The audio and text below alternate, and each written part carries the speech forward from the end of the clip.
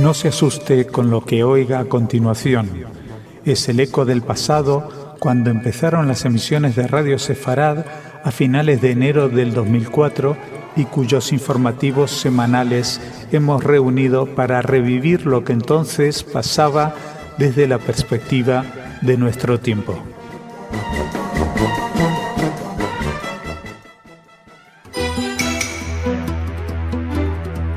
Señoras, señores, bienvenidos a nuestro espacio informativo. Hoy les vamos a hablar de cómo están las cosas en Oriente Medio y especialmente les vamos a hablar de esa visita de los príncipes de Asturias a Israel. Además nos vamos a acercar a Francia, donde ha habido un acto antisemita especialmente llamativo que tiene a toda la sociedad indignada. Toda la sociedad, a una parte de la sociedad.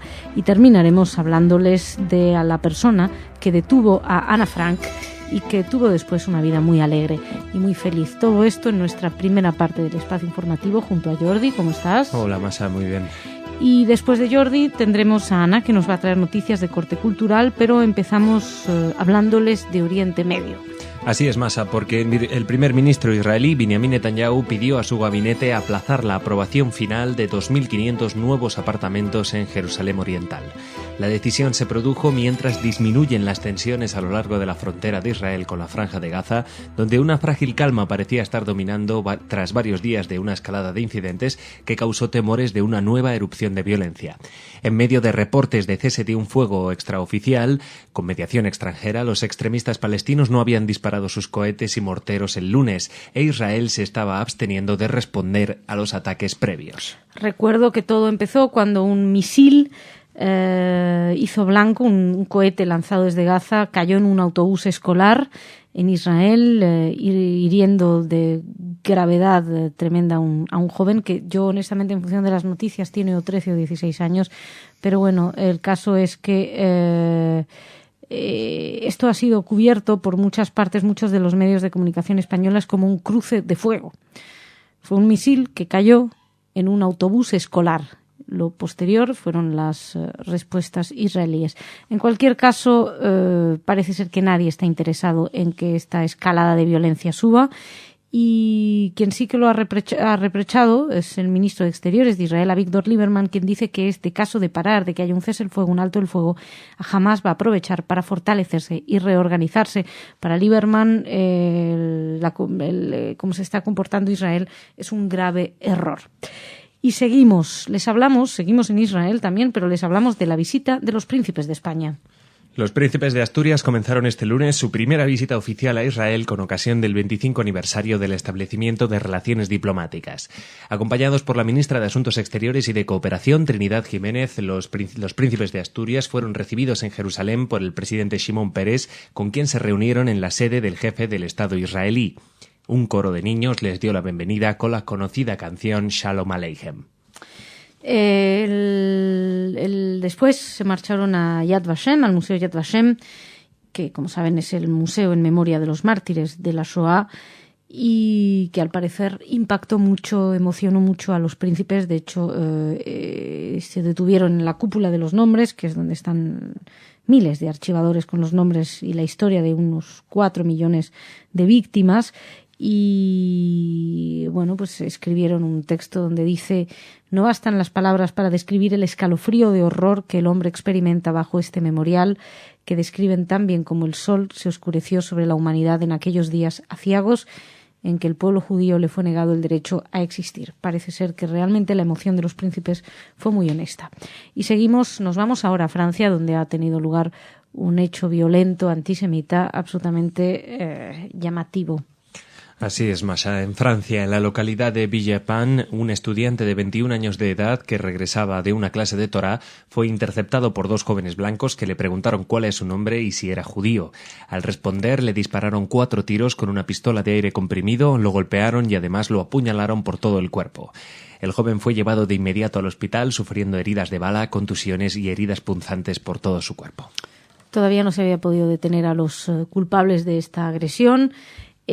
Marcel Amselem, presidente del CRIF, de la Organización de Comunidades Judías en Francia, dijo que están muy, muy afectados por este acto que calificó de horrible, y también fue condenado por el alcalde, pero bueno, como les decía, todavía no se había encontrado a los responsables de esta agresión. El joven fue intervenido quirúrgicamente y parece ser que iba a salir bien parado de esto, pero la verdad es que es un ataque absolutamente salvaje. No tenemos muchos más datos de dónde fue, si había gente alrededor, pero bueno, sin duda alguna oiremos hablar de esto. Y seguimos, les hablamos ahora de un personaje de la historia. Según publicó esta semana la revista Focus, el hombre que detuvo a Anna Frank, asesinada en el campo de Bergen-Belsen, trabajó después de la guerra para los servicios secretos de la República Federal de Alemania. Según la revista, el periodista Peter Ferdinand Koch ha encontrado documentos en archivos estadounidenses que prueban que Carl Joseph Silberbauer, el hombre que detuvo a Frank, colaboró durante años para el Servicio Federal de Inteligencia y el organismo antecesor, la llamada Organización Gehlen. La información sobre el destino de Silberbauer después de la guerra coincide con una nueva publicación que muestra cómo después de la guerra muchos policías que habían participado activamente en los crímenes del nazismo siguieron trabajando en organismos de seguridad de la República Federal Alemana. Sí, un estudio que además se ha hecho patrocinado por la Oficina Federal de lo Criminal, la BKA, donde el historiador Patrick Wagner de la Universidad de Halle se concentró en analizar las repercusiones que tuvo sobre el trabajo de esta Oficina Federal de lo Criminal la presencia en sus filas de viejos policías que habían estado a las órdenes del régimen nazi. Entre el 33 y el 45 la policía había sido una herramienta de represión del régimen de Hitler y se sabía que 47 personas que ingresaron como altos funcionarios al BKA en los años 50 habían militado anteriormente en las SS. A partir de esos datos, Wagner se concentró en ver las consecuencias que había tenido para el trabajo policial la presencia de esos elementos en las filas del BKA. El historiador sostiene que algunos funcionarios intentaron seguir aplicando criterios de criminología de la época nazi, organizando acciones contra una presunta conspiración judía o comunista o con acciones discriminatorias contra minorías, como las etnias Sinti y Roma, las etnias gitanas. Wagner citó el ejemplo de exmiembros de las SS, concretamente habló de Theo Saebeke, que ingresó a la BKA como comisario en el 52. Saebeke también sirvió de informante después de la guerra a los servicios secretos estadounidenses, cuyos informes revelan que el comisario no se detendría ante nada para reprimir el movimiento comunista al que odiaba desde los años 20. En cualquier caso, todas estas personas que fueron colaboradores de un régimen asesino, nazi, genocida, torturadores, fueron a parar después a otros lugares para seguir ejerciendo su trabajo. Jordi, muchísimas gracias. Gracias, Masha. Nosotros seguimos, vamos a hablar ahora de cultura con Ana.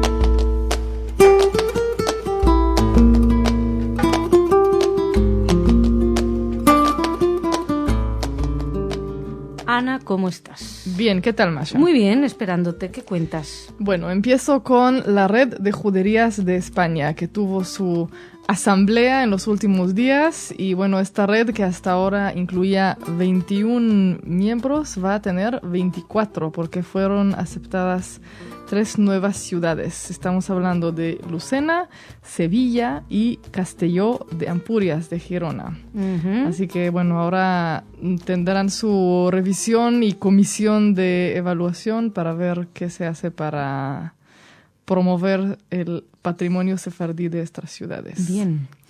Y ahora mi segunda noticia te la dedico a ti, Masha. Stephen Sondheim. ¿Qué dice Stephen Sondheim? Bueno, Stephen Sondheim ya tiene 81 años. Dice que está muy cansado porque desde que cumplió 80 creo que no dejan de hacerle homenajes y fiestas y premios y pobrecito. Pobrecito. ¿Sabes que yo estuve en el cumpleaños de los 80 años? ¿De verdad? Sí. No lo sabía. Era un concierto que hacían en Nueva York y justo yo estaba en Nueva York y estuve ahí. En fin. Qué bien. Bueno, ahora lo que les voy a contar es del libro que está sacando ahora. Que se llama Finishing the Hat, que tú no sabrás decir exactamente todo eso. De la obra de teatro Sunday in the Park with George. Exacto. Una de las canciones es Finishing the Hat. Exacto. Y Sondheim dice que esta canción es la que mejor describe lo que él siente en el proceso de la creación, que es el problema de la concentración, de que un artista puede estar su casa en llamas, pero él está muy preocupado por cómo terminar de dibujar Sombrero, gracias. Bien. Entonces, este libro es una colección de todas las letras, pero con historias. Bueno, es que el título es muy largo y es en inglés, pero incluye anécdotas, quejas, principios, todo lo que se le ocurrió decir acerca de estas obras desde los años 54 al 81. Y no te preocupes porque habrá una segunda parte que saldrá a final de este año con la obra del 81 hasta hoy. Ya podríamos entrevistarle, ¿no? Con motivo de ese libro. Me parece muy buena idea. Bien. ¿Y qué más? Y ahora paso el micrófono a Jorge. A Jorge. Hola, me he colado aquí en las noticias culturales. Te ha cambiado la voz, Ana, mucho. Te ha salido otro acento. Me he colado para avisarles que este fin de semana en Radio Sefarad tenemos algo muy especial. Y he venido a anunciarlo aquí porque este va a ser un drama radiofónico en inglés. Es algo que se está produciendo en los Estados Unidos.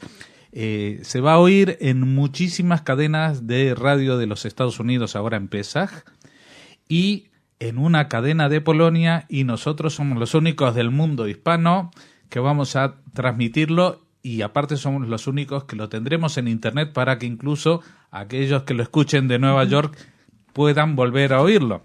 Entonces, ¿de qué se trata? Bueno, este es un drama radiofónico que dura más o menos 1 hora.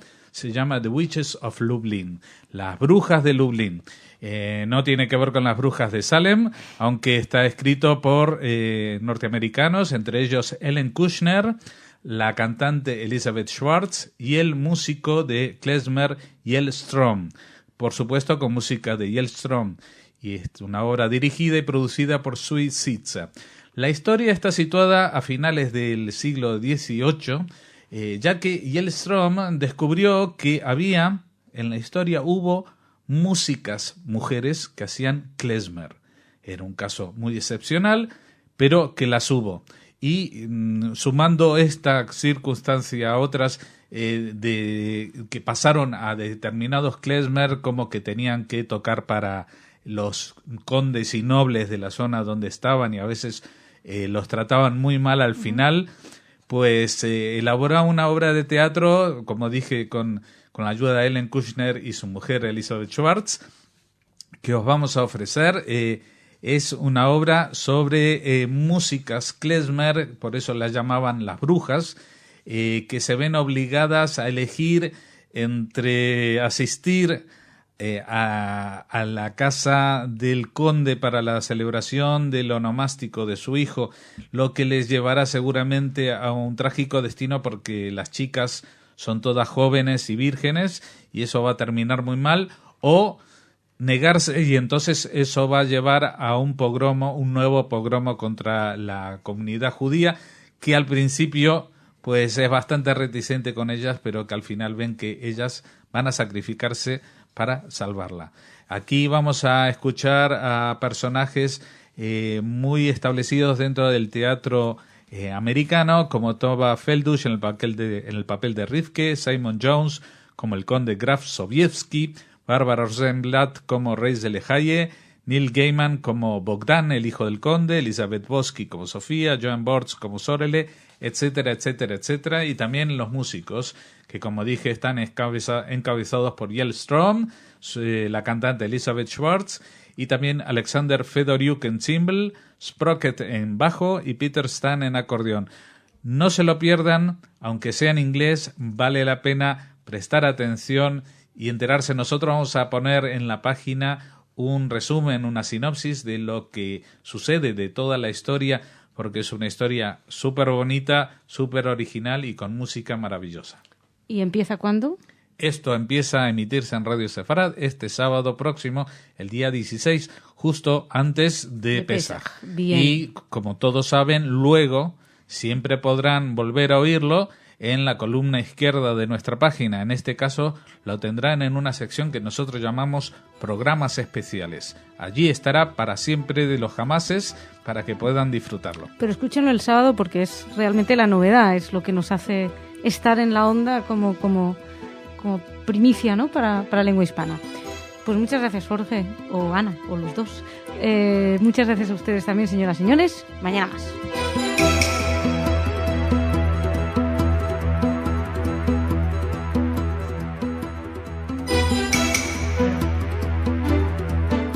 Señoras, señores, bienvenidos a nuestro espacio informativo. Sigue la visita oficial de los príncipes de Asturias a Israel y proponen soluciones para el conflicto, se lo contamos. También les vamos a hablar de la Cruz Roja Internacional, del Comité Internacional de la Cruz Roja, que ha pedido, parece ser, pruebas del estado de salud de Gilad Shalit. Por fin hacen algo. Además, vamos a hablarles del nuevo presidente de la Federación de Comunidades Judías de España, don Isaac Kerub Caro, y terminaremos acercándonos a unos documentos de los servicios secretos británicos que hablan de un intento de sabotaje contra el Estado de Nueva York durante la Segunda Guerra Mundial. Todo esto en nuestra primera parte del espacio informativo. En la segunda, Ana nos traerá noticias de corte cultural, pero empezamos junto a Jordi. ¿Cómo estás? Hola, Masha, muy bien. Bueno, iniciamos nuestra tournée con la tournée de los príncipes, que han manifestado su opinión respecto al conflicto de Oriente Próximo. Así es, Masha. El príncipe Felipe, de visita en Israel, abogó por la fórmula de 2 estados, un Israel judío y una Palestina árabe, como única vía para lograr la convivencia de paz en Oriente Medio. También Shimon Peres, el presidente israelí, apostó por la misma solución en el discurso que pronunció la cena que ofreció a los príncipes de Asturias en el histórico Hotel King David de Jerusalén. Las palabras del heredero español y del presidente israelí cerraron la primera jornada de visita oficial de los príncipes a Israel en un clima de extrema cordialidad. Efectivamente, decían algunos medios que era un calculado ejercicio de ecuanimidad diplomática la que llevó al príncipe a hablar a transmitir un mensaje señalando la necesidad de que Israel conviva con todos los estados árabes vecinos, incluido el palestino, en condiciones de armonía y plena seguridad. Lo que también fue importante es la otra parte que dijo, diciendo que pedía el reconocimiento a la legalidad del otro, refiriéndose de alguna manera que los países árabes no han aceptado la existencia del Estado de Israel. En cualquier caso, la propuesta de los príncipes de Asturias parece que es una vez más la que estamos ya acostumbrados a escuchar, pero que por A o por B no se alcanza. Y nosotros seguimos, les hablamos ahora, por fin podemos juntar el nombre Gilad Shalit y Cruz Roja en una misma noticia. El Comité Internacional de la Cruz Roja pidió recientemente al jefe de Hamas, Khaled Meshal, pruebas de que el soldado israelí Gilad Shalit, secuestrado en 2006 por este grupo terrorista que gobierna Gaza, sigue vivo. Al ser interrogados al respecto, representantes de la Cruz Roja en Jerusalén se negaron a realizar comentarios. Según el canal 10, dirigentes del comité se entrevistaron con Meshal en Damasco y le solicitaron las mencionadas pruebas a pedido de familiares de Shalit, quienes planeaban realizar una sentada permanente delante de los locales de la Cruz Roja en Tel Aviv si no cumplían con esta solicitud. Efectivamente, llevamos mucho tiempo hablándoles de la actitud de la familia, que están pidiendo pues cualquier demostración para saber cómo está su hijo.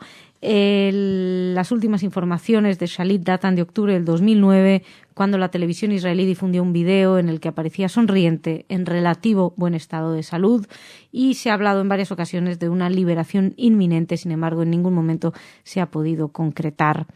Nosotros seguimos y ahora venimos a hablarles de lo que ha sucedido, de lo que sucede concretamente en la Federación de Comunidades Judías de España. Tenemos nuevo presidente. Isaac Kerub Caro fue elegido como nuevo presidente de la Federación de Comunidades Judías de España tras las elecciones generales celebradas este domingo en Madrid. Isaac Kerub Caro es español, nacido en Tánger, casado y con 3 hijas. Cursó el bachillerato en el Liceo Francés de Madrid y es licenciado en Derecho y Ciencias Empresariales por ICADE, la Universidad Pontificia de Comillas, en Madrid. Ha sido presidente de la Comunidad Judía de Madrid, actualmente es presidente de Yad Vashem España, miembro de la Junta de Gobernadores de la Universidad de Tel Aviv, patrono de la Real Fundación de Toledo, patrono de la Mark Rich Foundation, patrono de la Fundación Baruch Spinoza, patrono del Centro Shimon Peres por la Paz en España. En fin, por falta de currículum, desde luego no será. Todos ustedes pueden escuchar más de una intervención suya en Radio Sefarad, tecleando su nombre en el archivo, en el buscador. Isaac Kerub, recientemente le entrevistábamos refiriéndonos al Holocausto, a la memoria, como presidente de Yad Vashem España. Y terminamos con unos descubrimientos que casi, porque hablamos de otro país, pero podría ser una película de Berlanga, básicamente. Documentos de los servicios secretos británicos hechos públicos este fin de semana revelan que un plan de sabotaje nazi contra el estado de Nueva York durante la Segunda Guerra Mundial acabó en farsa. Según el diario The Times, el plan consistía en desencadenar el terror en esa ciudad norteamericana, volando fábricas, negocios propiedad de judíos, presas, carreteras y ferrocarriles. Pero al parecer el submarino alemán en que viajaban los saboteadores encalló, uno de ellos se emborrachó en un bar parisino antes de comenzar la aventura, mientras que otro se entregó al FBI, quien en un principio no le creyó. Les aseguro que estos son los documentos que publican. No quiere decir que sea cierto, pero bueno, un espía que se emborrachó en un bar de París, desde luego da para una película. Era una operación llamada Operación Pastorius. Se tiene conocimiento ahora con la publicación de los archivos del MI5, el Servicio de Espionaje Británico, y es uno de los episodios, decían los medios de ayer, más extravagantes de la Segunda Guerra Mundial, aunque era algo muy serio. La operación la dirigía George Dasch, un ciudadano alemán que había vivido muchos años en Estados Unidos, y la mayoría de los saboteadores eran nazis convencidos, aunque Dasch no, incluso antes de abandonar Alemania había decidido pasarse al otro bando. Los 4 integrantes de la expedición habían recibido instrucciones sobre cómo fabricar todo tipo de explosivos y tenían que mantenerse ocultos en Estados Unidos durante un tiempo antes de pasar a la acción. Pero bueno, como ven, uno de ellos en una cena de despedida, concretamente uno de ellos en París, Herbert Haupt, se emborrachó en el bar del Hotel de Dumont y anunció en voz alta a todos los reunidos que era un espía. Así que con esta posibilidad un poquito torpe era el espía, o por otra parte el submarino encalló cerca de Amagansett, en Long Island, el 13 de junio del 42, y bueno, pues dicen que por culpa de la pereza y estupidez de la Guardia Costera norteamericana no se atacó aquel submarino. Los saboteadores tuvieron que remar después en un bote de goma hasta la orilla, vestidos todos ellos con sus uniformes nazis, para asegurarse de que si los sorprendían no los iban a fusilar por espionaje. En fin, de verdad que esto es sorprendente. Hay más datos en Internet, les recomiendo que se metan ahí, porque es como ver una película cómica, y que afortunadamente ahora podemos decir que es cómico, porque salió mal. Jordi, muchísimas gracias. Gracias, Masha. Nosotros seguimos, vamos a hablar ahora de cultura con Ana.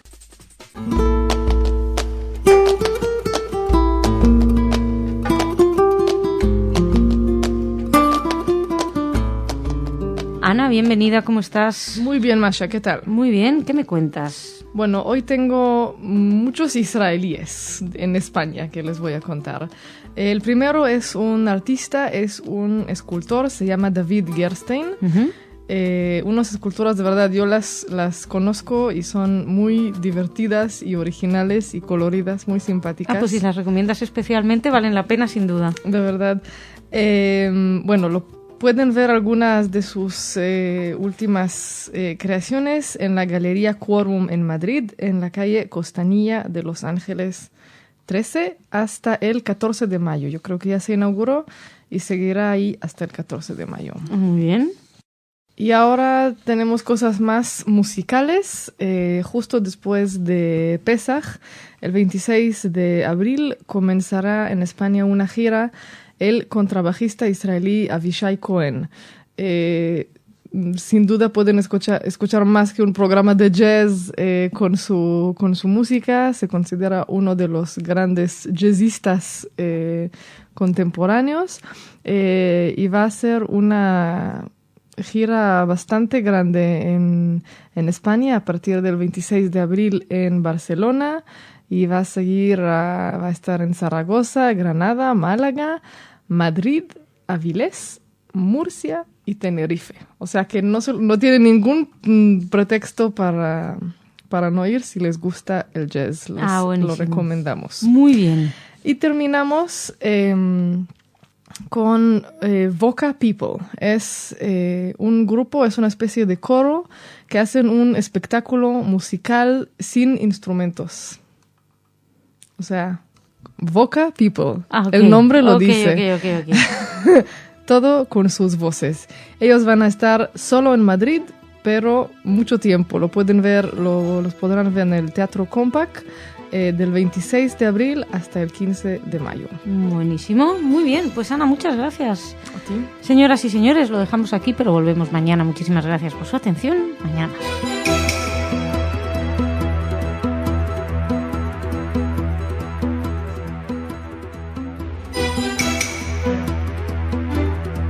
Señoras, señores, bienvenidos a nuestro espacio informativo, hoy en solitario. Les vamos a hablar de Israel y les vamos a hablar de algunos actos que han tenido lugar, bueno, más que actos antisemitas, algunas teorías conspirativas a raíz del informe Goldstone que han surgido en el mundo árabe. Vamos a empezar hablándoles en el mundo árabe precisamente, y hablamos de Egipto. Hemos podido ver hace poco la caída de Hosni Mubarak. Bien, pues parece ser que Hosni Mubarak sufrió un infarto durante el interrogatorio al que estaba siendo sometido. Tuvo que ser hospitalizado, así lo informaron algunas fuentes egipcias. Fue durante el interrogatorio, como les decía, fue hospitalizado en Sharm el Sheikh y estaba siendo interrogado por un juzgado. Mubarak tiene 82 años y, bueno, pues como recuerdan, recientemente salió del poder de una manera bastante delicada después de esta revuelta egipcia, y se encuentra en estos momentos en la unidad de terapia intensiva. Está estable y los procedimientos judiciales continuarán en el hospital donde está siendo atendido. Él se había trasladado a Sharm el Sheikh, donde reside desde que anunció que renunciaba al poder el 11 de febrero pasado, y bueno, pues ahora tenía que comparecer ante la Fiscalía y ser interrogado. Más noticias que les traemos que vienen desde Israel, bueno, pues tiene que ver con Wikileaks. Parece ser, ya saben, Wikileaks, esta información confidencial que está relacionada con algunas fugas diplomáticas. Bueno, pues según un alto oficial de defensa, al parecer Israel descartó un ataque contra los sitios nucleares de Irán desde hace ya más de 5 años. Así lo informaron estos cables transmitidos por la Embajada de los Estados Unidos en Tel Aviv, fechados entre el 2005 y el 2006 y publicados recientemente por el diario Haaretz. El cable, fechado del 2 de diciembre de 2005, en él los diplomáticos norteamericanos expresan que los oficiales israelíes aseguran que no tienen posibilidades de llevar adelante ningún ataque militar contra el programa nuclear de Irán. Un telegrama resume el encuentro del congresista demócrata norteamericano Gary Ackerman con Ariel Levite, quien en ese entonces se desempeñaba como subdirector de la Comisión de Energía Atómica de Israel. Levite habría afirmado que la mayoría de los oficiales israelíes no cree que una solución militar sea posible. Ellos están convencidos de que Teherán ha sacado lecciones del ataque contra el reactor de Osirak en Irak y han dispersado los componentes del programa nuclear a lo largo del territorio iraní, y algunos de los elementos se encuentran en lugares que Israel desconoce. Al parecer, Levite habría dicho a los norteamericanos que Irán podría obtener la bomba atómica en el lapso de 2 o 3 años, pero explicó que las estimaciones podrían ser inadecuadas. Hablamos de 2 o 3 años, esto estaba dicho entre el 2005 y el 2006.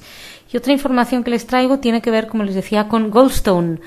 Bueno, el juez Goldstone, como saben, se desdijo de esas condenas hacia Israel. Bien, pues su arrepentimiento parece ser que ha producido una nueva ronda de antisemitismo y de teorías conspiratorias en la prensa árabe. Así lo podíamos leer en la página dedicada a la investigación del antisemitismo en el mundo, en un resumen del año 2010 y 2011, bueno, más que resumen del 2011, lo que lleva del 2011. Parece ser que, según la Liga contra la Difamación, la ADL, la Anti-Defamation League, esta decisión del autor del informe Goldstein de retractarse pues ha provocado una nueva ronda de caricaturas antisemitas. Igual que el informe original fue una fiesta para los caricaturistas árabes como prueba de la naturaleza vil de Israel y de los judíos, la decisión del juez Goldstone de reconsiderar sus comentarios pues han creado una ronda de caricaturas. Lo explicó Abraham Foxman, el director general de la Liga contra la Difamación. Los medios árabes de comunicación de todo el mundo reaccionaron al desarrollo del caso Goldstone con una serie de caricaturas, parece ser que espantosas. Hemos podido ver algunas, incluyen teorías de conspiración que sostienen que el lobby judío jugó un papel tenebroso al presionar a Goldstone para que cambie de opinión.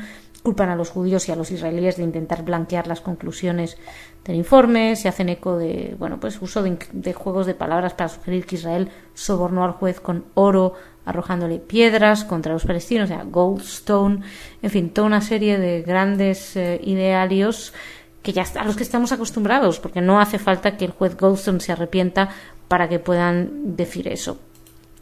Y vamos a terminar desde Toronto, donde les vamos a contar que una organización musulmana canadiense subió a su página web un videoclip donde se puede ver al famoso negacionista y ex líder del Ku Klux Klan, David Duke, en su sitio de internet. La utilizan como para justificar sus puntos de vista. Y la verdad es que no sé muy bien por qué nos extrañamos, porque en España hemos podido ver a David Duke también en algunos sitios, ha venido a hablar. Y señoras, señores, con este clip de 12 minutos de Goldstone del que les estamos hablando, por cierto, esto es una organización chiita canadiense donde David Duke puede exponer su teoría de conspiración de lo que llama perros vagabundos sionistas. Por cierto, que en ningún lado del vídeo menciona que fundó el Ku Klux Klan. Nosotros lo dejamos este informativo solitario por hoy. Intentaremos volver mañana en un formato más clásico y si no, en breve. Muchísimas gracias por su atención y mañana más.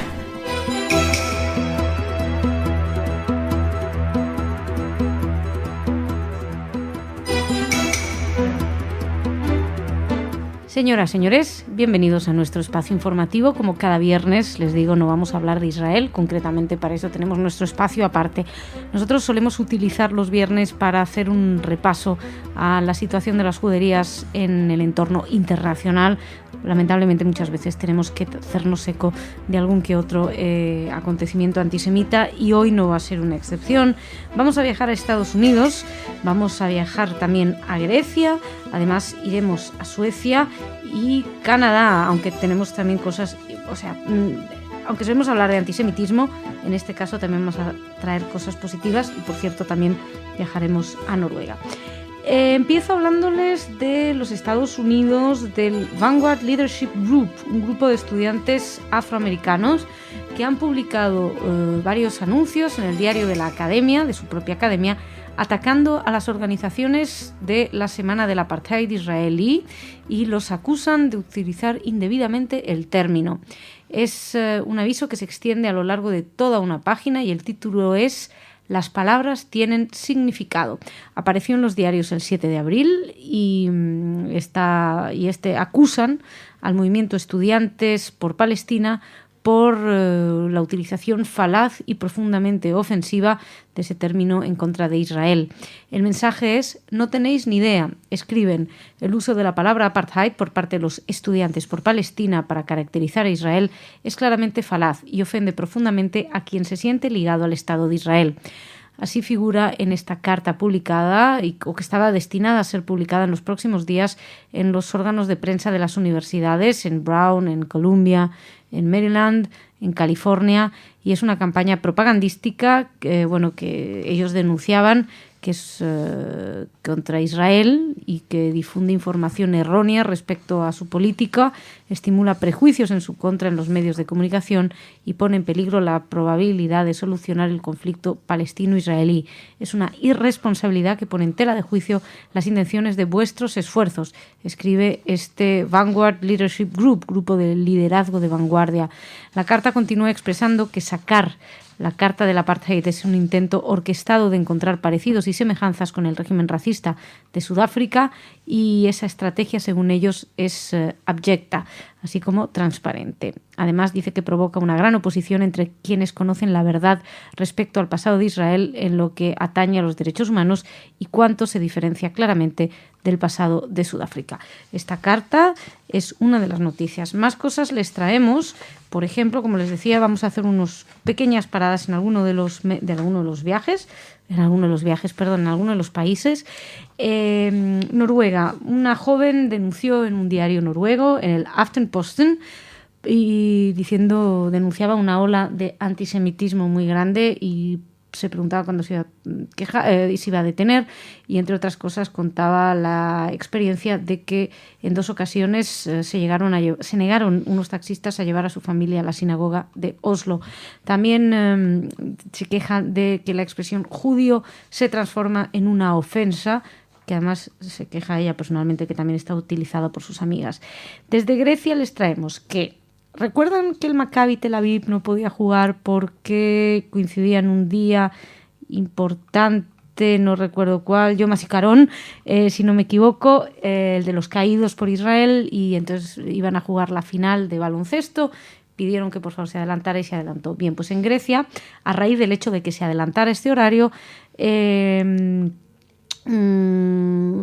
periodista, Philip Sirigos, publicó en un diario una columna titulada La ley de Israel, y el subtítulo es "Eso de que los israelíes dominan la política y la economía mundial y por su intermedio a todo el mundo y hace lo que le viene en gana es algo ya sabido. Ahora ya tenemos algo nuevo". Es decir, que en cuanto alguien hace algo que pide por favor un judío, pues va a poder decirse que es manipulación y dominio del judío. Suecia, Gothenburg, un hombre judío iba con su kipá por la calle, estaba fuera del edificio de la comunidad judía de Gotemburgo, cuando dos individuos se dieron cuenta de que estaba ahí, se detuvieron, se acercaron a este hombre y estuvieron acosándolo hasta que al final, después de agresiones más verbales que físicas, tuvieron que marcharse. Y después de esto, que lo podíamos ver en la página de antisemitismo, yo quiero terminar con algo, porque terminamos la semana, Pesaj es la semana que viene, quiero terminar con algo que demuestra que al fin y al cabo se pueden denuncian las cosas y se solucionan. ¿Recuerdan que hablábamos ayer, y no lo digo en el sentido de Fray Luis de León, sino que realmente ayer mencionábamos en el programa informativo que una organización musulmana, la organización Canadian Shia Muslims Organization, había subido un video de David Duke? Para quienes no lo conozcan, les recordamos que es un negacionista que fue miembro del Ku Klux Klan. Bueno, lo han retirado. La organización canadiense retiró los clips de este líder americano de extrema derecha de su sitio de internet a raíz de las denuncias presentadas en la policía por xenofobia.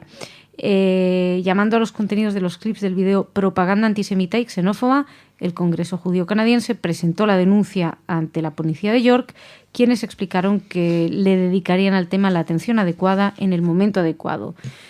Pues parece ser que fue a tiempo, o si no fueron ellos, se adelantaron los otros, porque ya el miércoles fueron retirados los videos sin ningún tipo de explicación. A lo mejor es que lo oyeron en Radio Sefarad y dijeron, uy, que se han dado cuenta y lo han quitado.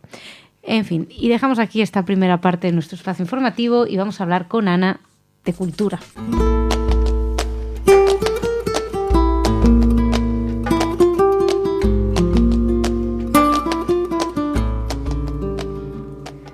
Muy bienvenida, Ana, ¿cómo estás? Bien, Masha, ¿qué tal? Muy bien.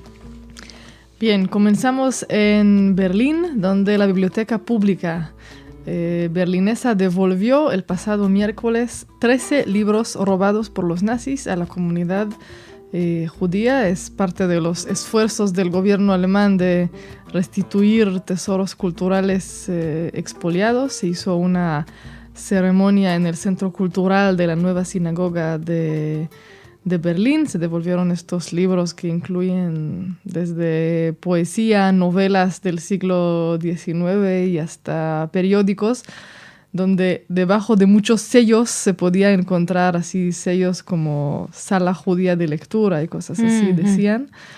Y bueno, a la biblioteca todavía le quedan muchos miles de libros de investigar, pero lo están haciendo. Otros 100 libros ya han sido devueltos a los herederos de sus propietarios, así que bueno, ahí siguen en esta labor. Y me voy a Montevideo para contarles que ahí se acaba de presentar el libro Vivir entre dos mundos, de Fritz Kalmar. Él vivía en Montevideo, pero nació en Alemania, huyó en época de los nazis, era escritor y periodista y fue muchos años cónsul honorario de Austria en Uruguay. Y él escribió estos relatos que se publican ahora, Vivir entre dos mundos, que se habían publicado anteriormente en alemán y de hecho ahora por primera vez se presentan también en español. Eso promete un marcapáginas o algo por el estilo. Puede ser. Y termino con una exposición en el Museo Judío de Bélgica.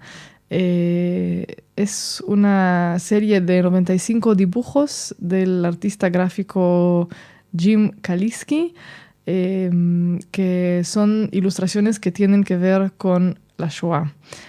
Habla no solo de la Shoah en sí, la vida judía en Bruselas, también antes y durante y después de la guerra.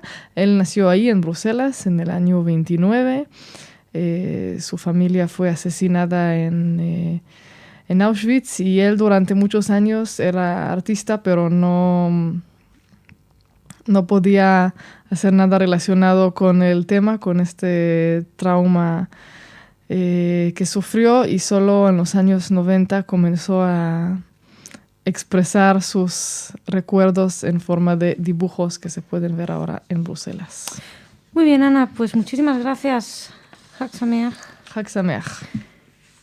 Señoras, señores, muchísimas gracias a ustedes también. Nosotros tardaremos en volver con los informativos debido a la programación especial para Pesach. De todos modos, hay muchísimos programas para ustedes, así que sigan escuchando Radio Sefarad, libérense de sus cadenas, aprovechen estas fiestas para ello. Nosotros volveremos aquí dentro de poco y hasta entonces que tengan un Pesach muy feliz. Hag Sameach.